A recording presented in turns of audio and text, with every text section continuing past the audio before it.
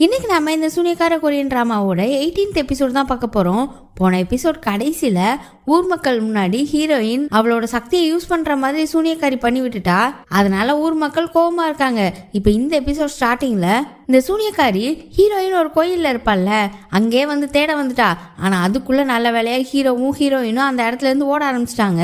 இங்க இந்த சூனியக்காரியோட அடியாள் பொண்ணுங்க சுத்தி சுத்தி எல்லா இடத்துலயும் தேடிட்டு இருக்குதுங்க. இந்த சூனியக்காரி அந்த மெழுகுவத்திலாம் ஏத்தி வச்சிருக்கிற இடத்த போய் பாக்குது. இன்னும் 5 மெழுகுவர்த்தி தான் ஏத்தணும். அப்போ ஒரு அடியாள் பொண்ணு வந்து அவங்க இங்க இல்ல ஓடிட்டாங்க அப்படின்னு சொல்ல, அப்படியே அந்த சூனியக்காரி அங்க இருந்து ராஜா கிட்ட போகுது. அப்படியே அங்க போய் ஹீரோயினை தேட வீரர்கள் வேணும்னு கேட்டிருக்கும் போல.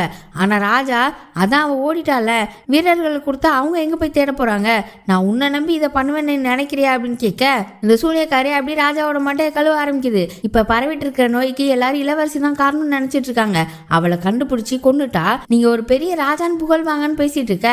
அவரு இப்ப நீ எதுக்காக என்கிட்ட இப்படிலாம் பேசிட்டு இருக்க, நீயும் ஏகப்பட்ட தப்பு பண்ணிருக்க, உன்னை விட்டு வைக்க கூடாதுதான். ஆனா நீ சொல்றது கொஞ்சம் கரெக்டு தான். அதனால இளவரசியை தேடுறதுக்கு நான் உனக்கு வீரர்களை தரேன், அதுக்காக நான் உன்னை சும்மா விடவே நீ நினைச்சிடாத அப்படின்னு சொல்றாரு. அதோட சூனியக்காரி சும்மா இருக்காம இளவரசியை பிடிச்ச உடனே யோன் அவளை கொல்லணும், அதுக்கு நீங்க தான் ஆர்டர் போடணும் அப்படின்னு சொல்ல ராஜாக்கெல்லாம் ஷாக் ஆயிடுச்சு. நீ என்ன நினைச்சிட்டு இருக்க, இளவரசியை காப்பாத்துறதுக்காக இதுக்கு முன்னாடி நான் கொடுத்த ஆணையே அவன் ஏத்துக்கல, இப்ப அவன் பண்ணிடுவான்னு நீ நினைக்கிறியா, அவனை போய் பண்ண சொல்ற அப்படின்னு கேட்க, அவனோட ஆத்ம சக்தியை வச்சு மட்டும்தான் இளவரசியை கொல்ல முடியும் அப்படின்ற விஷயத்தையும் சொல்லிடுது. இன்னொரு பக்கம் அசிஸ்டன்ட்டும் அந்த ரவுடி பேபியை கூட்டிட்டு ஊருக்குள்ள ஹீரோயினை தேடிட்டு இருக்கான். ஊருக்குள்ள பார்த்தா எல்லாரும் ஹீரோயின் மேல செம்ம கோவமா இருக்காங்க. அந்த நோயெல்லாம் நிறைய பரவுது போல, அதனால குழந்தைங்கலாம் கூட இறக்குறாங்க. எல்லாத்துக்கும் காரணம் ஹீரோயின் தான் அவளோட வரைபடத்தெல்லாம் போட்டு எரிச்சிட்டு இருக்காங்க. இன்னொரு பக்கம் ஹீரோவும் ஹீரோயினையும் பார்த்தா அவங்க இன்னும் காட்டுக்குள்ள ஓடிட்டு தான் இருக்காங்க. அப்புறம் அசிஸ்டன்ட் இருக்கான்ல, அவன் நேரா யோனை தான் வந்து பாக்குறான். அவன் இங்க வராம இருக்கிறதே நல்லது, ஊர் மக்கள்லாம் அவன் மேல ரொம்ப கோவமா இருக்காங்கன்னு சொல்லிட்டு இருக்கான். அப்புறம் யோனும் அந்த சூனியக்காரி ஹீரோயினை கண்டுபிடிக்கிறதுக்கு முன்னாடி நாம கண்டுபிடிக்கணும் அப்படின்னு பேசிட்டு அங்க நகல்றான். அவனுக்கு அப்படியே நெஞ்சு ஒரு மாதிரி வலிக்குது. அசிஸ்டன்ட் பதறி போய் என்னாச்சு அப்படின்னு கேட்க, அதெல்லாம் ஒன்றும் பிரச்சனை இல்லை, நீ யோனை போய் தேடு அப்படின்னு சொல்லிடுறான். அப்புறம் அப்படி திரும்ப ஹீரோயினை தான் காட்டுறாங்க. ஹீரோயினால நடக்க முடியலன்னு சொல்லி ஹீரோ அவளை தோல்ல தூக்கி போட்டு கூட்டு போயிட்டு இருக்கான். அப்புறம் அப்படியே அவளை ஒரு இடத்துல உட்கார வச்சுட்டு மீன் பிடிச்சிட்டு இருக்கான். ஒரு மீன் கூட கிடைக்கல, ஏதாவது பசிக்கு சாப்பிடணும்ல. அப்புறம் அப்படி இருட்டிக்கிட்டு வருது. ஒரு இடத்துல நெருப்பு முட்டிட்டு உட்காந்துருக்காங்க. ஹீரோ அவகிட்ட உனக்கு இன்னைக்கு என்ன பிடிச்சிச்சு அப்படின்னு கேட்கான். அவளும் நம்ம மலைகள்ல எல்லாம் வந்தோம்ல அது பிடிச்சிச்சு, அப்புறம் நீ என்னை தோல்ல தூக்கிட்டு வந்தியே அதுவும் பிடிச்சிச்சு, அப்புறம் நீ மீன் பிடிக்க முடியாம திணறிட்டு இருந்தியே அதுவும் பிடிச்சிச்சு, நம்மளால இதுக்கு அப்புறமும் சந்திச்சுக்க முடியுமா அப்படின்ற மாதிரி ஒரு மாதிரி சோகமா இருக்கா. ஆனா ஹீரோ இதுக்கு முன்னாடி ஏகப்பட்ட டைம் அவங்க சந்திச்சிருப்பாங்கல்ல, ஆரம்பத்துல திருடன் நினைச்சது, அப்புறம் மலையில இருந்து கீழே விழும்போது காப்பாத்துனது, அப்புறம் மார்க்கெட்டுக்கு அவன் கூட்டிட்டு போனது, ஆத்தோரமா உட்கார்ந்து இருந்தது, எல்லாத்தையுமே யோசிச்சு பாக்குறான். அவன் யோசிச்சு பார்த்து முடிக்கிறதுக்குள்ளேயே ஹீரோயின் அவன் தோல்ல சாஞ்சி தூங்க ஆரம்பிச்சிட்டா. அப்புறம் இன்னொரு பக்கம் அசிஸ்டன்டும் ரவுடி பேபியும் அந்த மெழுகுவர்த்தி ஏத்துற கோவில் இருக்குல்ல, அங்கே வந்து ஹீரோ ஹீரோயினை தேட ஆரம்பிச்சிட்டாங்க. அங்கேயும் தான் அவங்க இல்லையே. அப்புறம் அப்படி ஹீரோ ஹீரோயினை காமிச்சா அவங்க இப்ப திரும்பவும் ஓட ஆரம்பிச்சிட்டாங்க. ஆனா ஹீரோயினுக்கு லைட்டா நெஞ்செல்லாம் வலிக்கிற மாதிரி தான் இருக்கு.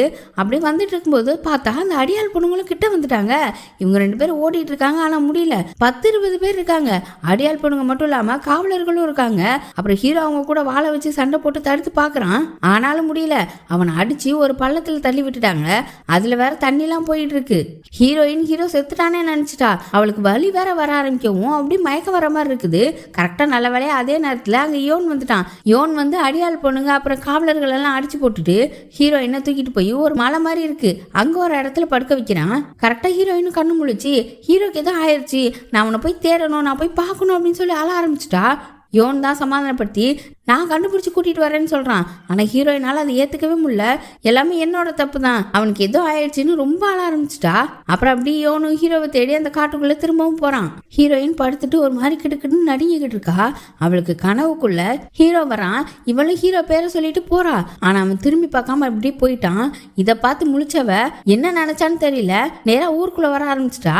இப்ப வேற விடிஞ்சு போச்சு. நேரா அரண்மனைக்குள்ள தான் போறா. அங்க காவலர்கள் எல்லாம் தடுக்க அவ சக்தியை வச்சு அவங்கள பறக்கடிச்சு உள்ள நுழைஞ்சிட்டா. இன்னொரு பக்கம் பார்த்தா இந்த அரசர் கூட அந்த சூனியக்காரி பேசிட்டு இருக்கு. அப்ப அங்க ராஜமாதாவும் உள்ள வராங்க. நீங்க இளவரசியை பிடிக்கிறதுக்காக வீரர்களை அனுப்பிச்சிங்களா அப்படின்னு கேட்க, ஆமா, மக்களும் எல்லாம் ஹீரோயினோட உண்மையான உருவத்தை பார்த்துட்டாங்கல்ல, இப்பவும் என்கிட்ட வந்து ஹீரோயினுக்கு ஹெல்ப் பண்ணுங்க எல்லாம் கேட்காதீங்க அப்படின்னு சொல்ல, நீங்க இந்த மாதிரிலாம் பண்ணிட்டு இருந்தீங்க அப்படின்னா நீங்க ஏற்கனவே இதுக்கு முன்னாடி சூனியத்தால பாதிக்கப்பட்டீங்கன்றதையும் அதை சரி பண்றதுக்கு சூனியத்தை யூஸ் பண்ணீங்கன்றதையும் நான் எல்லார்கிட்டையும் சொல்லிடுவேன் அப்படின்னு மிரட்டுறாங்க. அப்ப அந்த சூனியக்காரி அங்கதானே இருக்குது. அது இருந்துட்டு ராஜமாதா நீங்க இதை இளவரசிக்காக பண்றீங்களா, இல்லைன்னா நீங்க இதுக்கு முன்னாடி சூனியத்தால பண்ண தப்ப மறைக்கிறதுக்காக இதெல்லாம் பண்ணிட்டு இருக்கீங்களா அப்படின்னு கேக்குது. இவங்க இப்படி காரசாரமா பேசிட்டு இருக்க அப்படியே உள்ள லைட் எல்லாம் தட தடன்னு ஆட ஆரம்பிக்குது. வெளியில உள்ள காவலர்களும் அங்கங்க பறந்து பறந்து வந்து விழுந்துட்டு இருக்காங்க. உள்ள ஹீரோயின் செம்ம கோமா வந்துட்டு இருக்கா. ராஜா உனக்கு எவ்வளவு தைரியம் அப்படின்னு கேட்க ஹீரோயின் இருந்துட்டு உங்களுக்கு என்ன பார்த்தா பயமா இருக்கா அப்படின்னு முழிக்க அவ கண்ணு வேற ஒரு மாதிரி கலர் மாறுது. அப்படியே அங்க கட் பண்ணி இந்த ஹீரோவோட அண்ணங்காரன் இருக்கான்ல அவனை காட்டுறாங்க. அவனை ஜெயில இருந்து வேற ஒரு இடத்துக்கு மாத்திக்கிட்டு இருக்காங்க. அப்ப அவனோட வீட்டுல வேலை பார்க்குற 2-3 பேரு அவனோட அம்மா சொல்லியிருப்பாங்கன்னு நினைக்கேன், அந்த வீரர்கள்ட்ட இருந்து அவனை தப்பிக்க வைக்கிறாங்க. அப்படி இன்னொரு பக்கம் யோனா பார்த்தா அவன் ஹீரோவை கண்டுபிடிச்சிட்டான். ஹீரோ ஒரு இடத்துல மயங்கி போய் கிடக்குறான். அவனை அப்படியே தூக்கிட்டு போய் ஹீரோயின் இருந்தால அந்த மலைக்கிட்டே கொண்டு போய் வைக்க அப்பதான் பாக்குறான் ஹீரோயினை காணும் அப்படின்னு. நான் அவளை போய் தேடிட்டு வரேன், நீ இங்கே இரு அப்படின்னு கிளம்ப போறான். ஆனா ஹீரோ நானும் வரேன், இப்ப என்னை விட ஹீரோயின் தான் மோசமான நிலைமையில இருக்கான்னு சொல்லிட்டு இருக்க. ஹீரோ இறந்துட்டதா அவன் நினைச்சிட்டான்றத சொல்ல அப்ப அவ கண்டிப்பா அரண்மனைக்கு தான் போயிருப்பா அப்படின்னு சொல்லிட்டு இவனும் எந்திக்கிறான். பார்த்தா இவனுக்கு ஏதோ ஆகுது, அவன் கண்ணெல்லாம் அப்படியே மாறுது. அப்படியே ஹீரோவை பார்த்து முறைச்சிட்டு இருக்கான். ஹீரோவுக்கு புரிஞ்சு போச்சு இவனுக்கு ஏதோ ஆயிடுச்சுன்னு. அப்படியே அங்க கட் பண்ணி திரும்பவும் ராஜாவை காட்டுறாங்க. அவரு என்ன இப்ப நீ என்ன கொன்றுவியா அப்படின்னு கேக்குறாரு. ஏன் என்னால உங்களை கொல்ல முடியாதா அப்படின்னு கேட்க ராஜமாதா கொஞ்சம் அமைதியா இருந்து தடுக்க பாக்குறாங்க. ஆனா அவ ஹீரோ செத்துட்டான், இவங்க எல்லாரும் தான் அவனை கொண்டுட்டாங்க அப்படின்னு கோவப்பட அங்க உள்ள லைட் எல்லாம் திரும்பவும் ஆட ஆரம்பிக்குது. ராஜாக்கெல்லாம் செம்ம கோவம், அதோட பயம் வேற. இதெல்லாம் இப்பவே நிறுத்து, உனக்கு எவ்வளவு தைரியம் இருந்தா ராஜாவே மிரட்டுவ, இங்க இருந்து உயிரோட போய்வியா அப்படின்னு கத்துறாரு. ஹீரோயின் இருந்துட்டு ஏன் நான் எதுக்கு சாகணும், நீங்க நினைச்சா நான் செத்துணுமா அப்படின்னு அவளும் கத்துறா. அப்ப இந்த சூனியக்காரி சும்மா இல்லாம நீ பிறந்ததே சுயநலத்துக்கும் பேராசைக்கும் தான், நீ பிறக்கும் போதே சாகணும்னு விதிச்சதுதான் சொல்றா. ராஜமாதாவும் வாய மூடுன்னு கத்துறாங்க. ஆனால் இந்த சூனியக்காரி நிறுத்தல.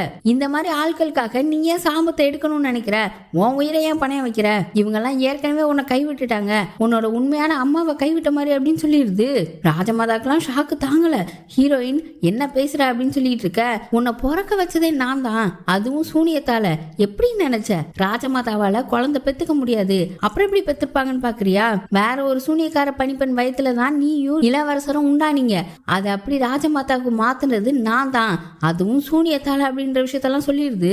ராஜாக்கும் இதை கேட்டு ரொம்ப ஷாக்கா இருக்கு. அங்கதான் சாபமே ஆரம்பிச்சது அப்படின்னு சொல்லி இந்த ராஜ குடும்பத்தை அழிக்கணும்ன்ற மாதிரி பேசுது.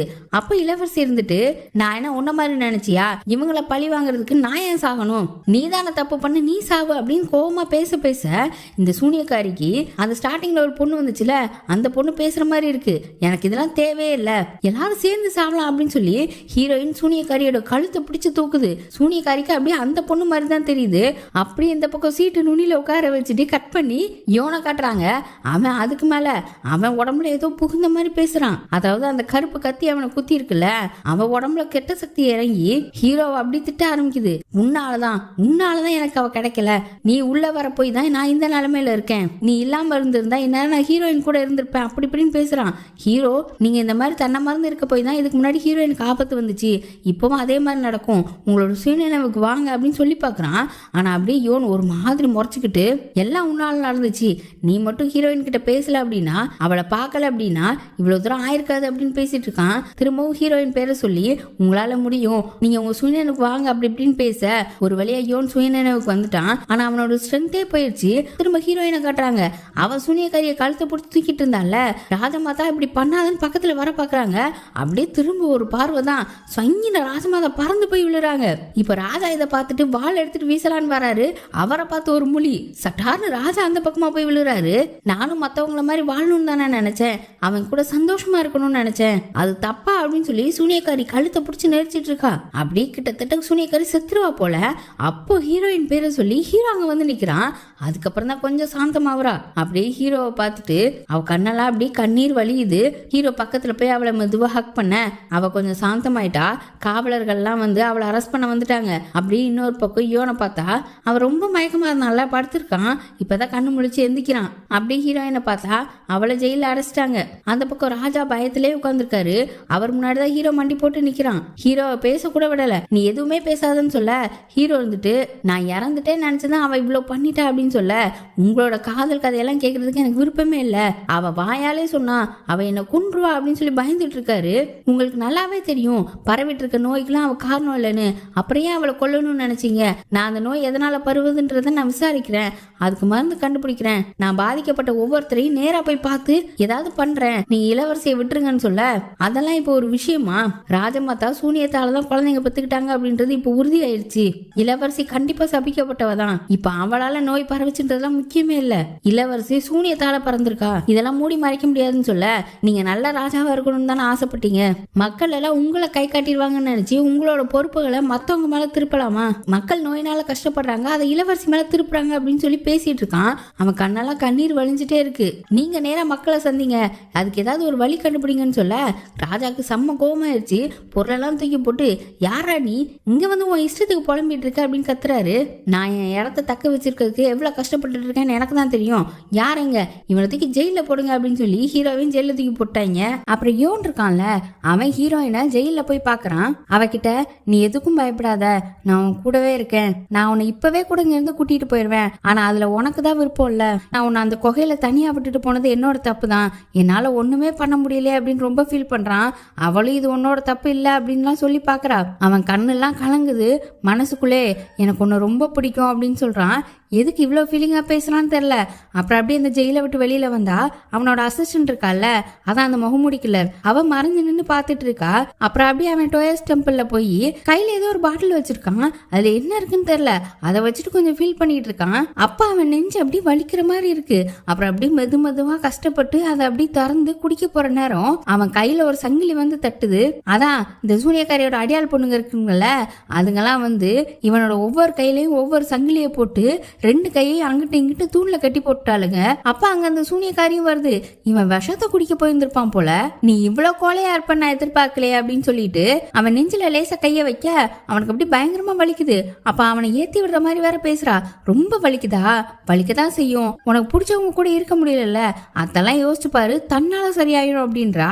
அதெல்லாம் யோசிச்சு பார்த்து இவனை கெட்டவனாக்கலான்னு பாக்குறா. இப்ப இவன் உடம்புல அந்த சூனியம் இருக்குல்ல, அவன் நெஞ்சில கருப்பா இருக்குல்ல, அந்த கத்தி குத்துன இடம், இவனோட எண்ணங்கள் மோசமாயிருச்சு அப்படின்னா அந்த சூனியை இவனை உள்வாங்கி அவன் கெட்டவன் ஆகும்போது அந்த வழியெல்லாம் காணாம போயிரும் போல. இப்ப அவனை அப்படி கட்டி போட்டு அங்க இருந்து போயிட்டாங்க. காவலுக்கு 2 அடியாள் பொண்ணுங்க மட்டும் நிக்குதுங்க. அப்புறம் அப்படி ஹீரோவோட அண்ணனை தான் கட்டுறாங்க.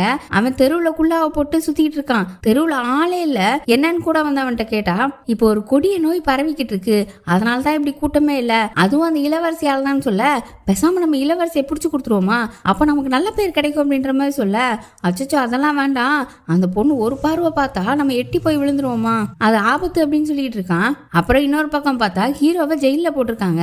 ராஜா இவனை தூக்கி ஜெயில போடுங்கன்னு சொன்னார்ல, அதனால இப்ப ஜெயில கிடக்கான் போல.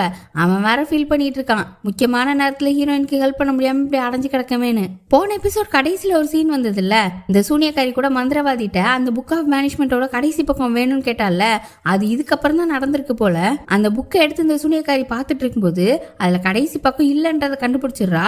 அதே நேரம் மந்திரவாதியும் அங்க வர, நான் என்ன சொன்னாலும் நீங்க கேப்பீங்கன்னு எனக்கு நல்லாவே தெரியும், இந்த புக் ஆஃப் பேனிஷ்மெண்ட்ல கடைசி பக்கம் ஒண்ணு இருக்கு, அதையும் நீங்க தான் ஒளிச்சு வச்சிருப்பீங்க, அது எங்க இருக்குன்றது உங்களுக்கு தெரியும், அதனால நீங்க அதை கொண்டு வாங்க அப்படின்னு சொல்லி அனுப்பியிருக்கா. அப்புறம் அப்படியே அசிஸ்டன்ட்டையும் ரவுடி பேபியும் தான் காட்டுறாங்க. அவங்க அந்த மெழுகுவத்திரி ஏற்றி வைக்கிற கோயில் இருக்குல்ல, அங்கதான் இருக்கிறாங்க. அப்படி பேசிட்டே தச்சலா திரும்பும்போது அங்க மந்திரவாதி வர்றாரு. அசிஸ்டன்ட் கிட்ட, நான் உன்கிட்ட பத்திரமா வச்சுக்கோன்னு சொல்லி ஒண்ணு கொடுத்தேன்ல, அதை எனக்கு திருப்பி கொடு அப்படின்னு கேக்குறாரு. அவனும் அதை நான் அப்பவே எரிச்சிட்டேனே அப்படின்றான். ஆனா அதை அவன் சட்டையில தான் வச்சிருக்கான்றது இவருக்கு நல்லாவே தெரியுது. அது எனக்கு வேணும்னு சொல்லிட்டு ஒரு மாதிரி வரப்பா நிக்கிறாரு. இவனும் ரவுடி பேபிய, நான் சொன்னோன்னே போய் ஒளிஞ்சுக்கோ அப்படின்னு சொல்லிட்டு வாழை உர எடுக்காம அப்படி வச்சுட்டு நிக்கிறான். அப்புறம் ரவுடி பேபிய ஓட சொல்லிட்டு மந்திரவாதியா அந்த வாழை வச்சு 2 அடி அடிச்சிடறான். உர இருந்ததுனால அவருக்கு ஒன்றும் ஆகல, ஆனா கீழே முட்டி போட்டு நிக்கிறாரு. இவன் டக்குன்னு உரைய அவுத்துட்டு அவர் கழுத்துல கத்திய வைக்க, உன்னால என்ன கொல்ல முடியுமா அப்படின்னு கேக்குறாரு. இவன் இருந்துட்டு, நீங்க ரொம்ப அதிகமா போயிட்டீங்க, யாராவது உங்களை கொண்டாகணும்னா அது நானாதான் இருப்பேன் அப்படின்னு சொல்லிட்டு வாழை ஓங்குறான். ஆனா அவனால அவரை கொல்லவே முடியல. அப்படியே கையெல்லாம் கிடுகிடுன்னு நடுங்குது. வாழை டக்குன்னு கீழே போட்டான். என்னால உங்களை இப்படி பண்ண முடியல அப்படின்னு சொல்லிட்டு இருக்க, இவர் நைஸா கை சட்டைக்குள்ள ஒரு கத்தி வச்சிருந்திருக்காரு, அதை எடுத்து ஒரே சொருவு அவன் வயத்திலே சொருவிட்டாரு. அப்படியே அந்த அந்த இடத்துல அவன் சுருல அவன் சட்டையில இருந்த அந்த புக் ஆஃப் பேனிஷ்மெண்டோட கடைசி பக்கத்தையும் எடுத்துட்டாரு. அப்படி போலான்னு பாக்குறாரு. ஆனா இவன் புடிச்சுக்கிட்டு, உங்க வாழ்க்கையில உங்க பொண்ணை காப்பாத்தணும்ன்றதுக்காக நிறைய போராடினீங்க, இழந்தீங்க, அதை மறந்துடாதீங்க அப்படின்னு சொல்லி பாக்குறான். ஆனா அவர் தட்டி விட்டுட்டு போயிட்டாரு. அப்புறம் அப்படி ராஜமாதாவை காட்டுறாங்க. அவங்க கிட்ட வந்து அவங்களோட பணியாள் ஒருத்தர் நாளைக்கு காலையில நம்ம இளவரசிய உயிரோடு எரிக்க போறாங்களான்னு சொல்றாரு. ராஜமாதாக்கெல்லாம் இதை கேட்டு ரொம்ப கஷ்டமா இருக்கு, ரொம்ப அழுகுறாங்க. அப்புறம் அப்படி இன்னொரு பக்கம் ஒரு அடியாள் பொண்ணு வந்து சூனியக்காரி கிட்ட நாளைக்கு காலையில ஆத்ம சக்தியை வச்சு இளவரசியை எரிக்கிறதுக்கு எல்லாம் தயாரா இருக்கு அப்படின்னு சொல்றா. அப்புறம் சூனியக்காரியும் அங்க இருந்து கிளம்புறா. டோயஸ் டெம்பிளுக்கு தான் போறா போல. டோயஸ் டெம்பிள்ல நம்ம யோனை கட்டி வச்சிருந்தாங்கல்ல, அந்த இடத்துக்கு இந்த முகமூடி கில்லர் அதான் அவனோட அசிஸ்டன்ட் உள்ள வரா. உள்ள வந்து காவலுக்கு இருந்த 2 அடியாள் பொண்ணுங்களை அடிச்சு போட்டுட்டு உள்ள போய் ஹீரோ கிட்ட, உங்க வாழ்க்கையில நீங்க ஒரு விஷயத்த காப்பாத்தணும்னு நினைச்சீங்க, அதை நீங்க பண்ணணும், உங்க சுயநினைவுக்கு வாங்க அப்படின்னு சொல்லிட்டு அவனை கட்டி இருந்த சங்கிலி அவுக்கலான்னு போறா. அப்ப அங்க அந்த அடியாள் பொண்ணுங்களாம் வந்துருச்சுங்க. இவதான் நல்லா சண்டை போடுவாள்ல, சண்டை போட்டுட்டு இருக்கா. அந்த சூனியக்காரி அங்க வந்துருச்சு. அப்படியே ஒவ்வொரு பொண்ணுங்களையும் அடிச்சு காலி பண்ணிட்டு இருக்கா. 7-8 பேர் இருக்காங்க. ஆனாலும் இவ ஒருத்தி நல்லா சண்டை போட்டுட்டு இருக்கா. அப்போ ஒரு அடியாள் பொண்ணு மண்ணு மாதிரி என்னத்தையும் இவ கண்ணுல தூவி விட்டுறா. அதுக்கு மேல இவளால சண்டை போட முடியல. ஒரு அடியாள் பொண்ணு வயிற்றுல கிழிச்சிருது. அப்புறம் அந்த மண்ணலி போட்டால, அவ வாளால வெட்டுறதுக்கு வாழை எடுக்க இந்த சூனியக்காரி வேகமா அந்த வாழை புனிட்டு போய் அந்த முகமுடி கில்லர் அதான் யோனோட அசிஸ்டன்ட் அவளை சரக்குன்னு குத்தி அந்த இடத்துல அவ சுருண்டு விழுறா. இத பார்த்து யோன் பயங்கரமா அழுகுறான். அப்பதான் நம்மளுக்கு ஒரு விஷயம் காட்டுறாங்க. அது என்னன்னா, இந்த முகமுடி கில்லர் அவ எப்படி நம்ம யோன் கிட்ட வந்தான்றதுதான். இவ ஒரு இடத்துல ரொம்ப பிச்சைக்காரி மாதிரி உட்கார்ந்துட்டு இருக்கா. அப்பதான் அவன் வந்து அவளை காப்பாத்தி சாப்பாடெல்லாம் வாங்கி கொடுத்துருக்கான். அவன் நல்லா பயங்கர பசியில இருந்திருப்பா போல, கப்புக்குன்னு சாப்பிட்டுட்டு இருக்கா. அப்ப இவன் பார்த்துட்டு, உனக்கு குடும்பம்லாம் எதுவும் இல்லையா, நீ ஏன் இங்க இருக்கன்னு கேட்க, நான் ஒரு இடத்துல இருந்தேன், அங்க இருந்து என்னை துரத்தி விட்டுட்டாங்க, எனக்கு குடும்பம்லாம் எதுவும் கிடையாது அப்படின்னு சொல்ல.